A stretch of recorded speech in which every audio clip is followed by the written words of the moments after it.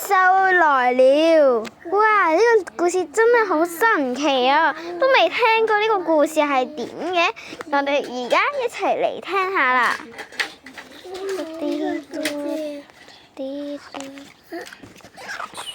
細聲啲。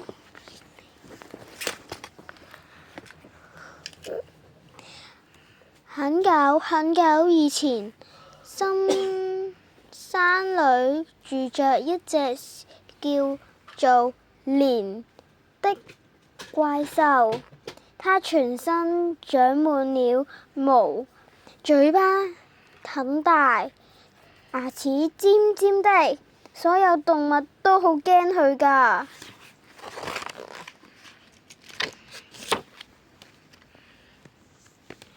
蓮獸平常在睡覺，但到了每年的長夜，它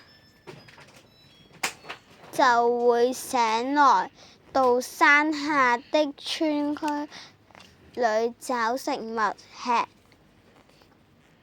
這時村民養的雞、鴨都會被佢哋吃晒啦。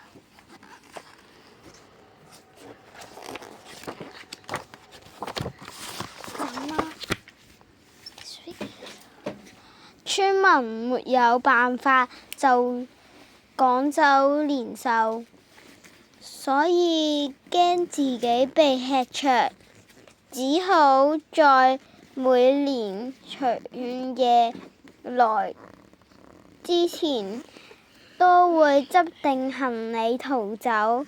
有一年，正當村民準備離開的時候，村裏來了一個從沒見過的老伯伯。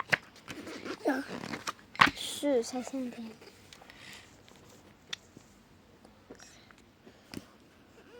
有位老婆婆看見老伯伯很可憐的模樣，就移了一碗飯給他，並對他說：蓮獸要來了，你快和我們一起逃吧。老伯伯搖搖頭說：如果你能讓我在你家裏住一晚，我可以幫你趕走蓮獸。老婆婆居然不太放心，但怕蓮獸突然出現，只好答應老伯伯。他就離開。走開！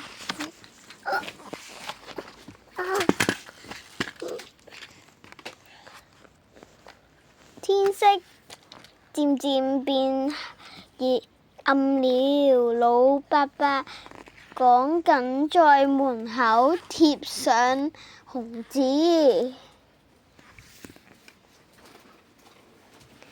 他還找到一些竹子，放在老婆婆家門口。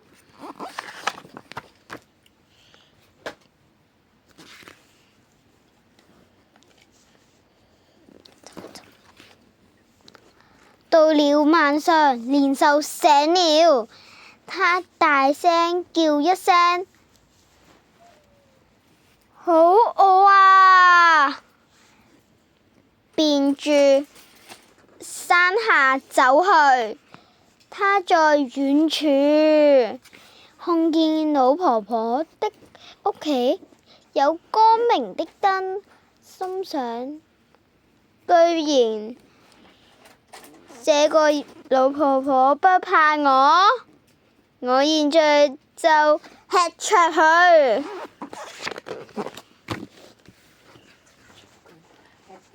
但蓮獸走到老婆婆家門後，一看到門上的紅紙，立即用眼遮住眼睛，大叫：我的眼睛好痛啊！這時老伯伯從屋走出來，把火將竹子點燃，竹子不斷發出啪啦啪啦嘅聲音。年獸揞住耳仔大叫：好可怕的聲音！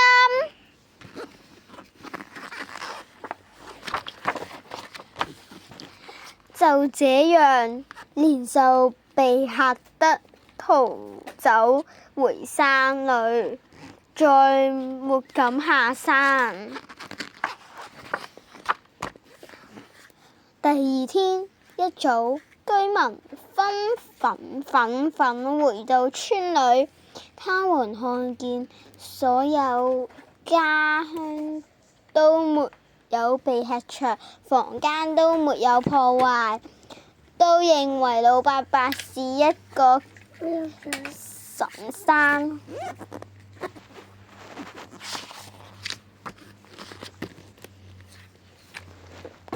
除夜天，大家會相道恭喜，並鼓榔打鼓慶祝沒有被年獸破壞，可以安心去年了。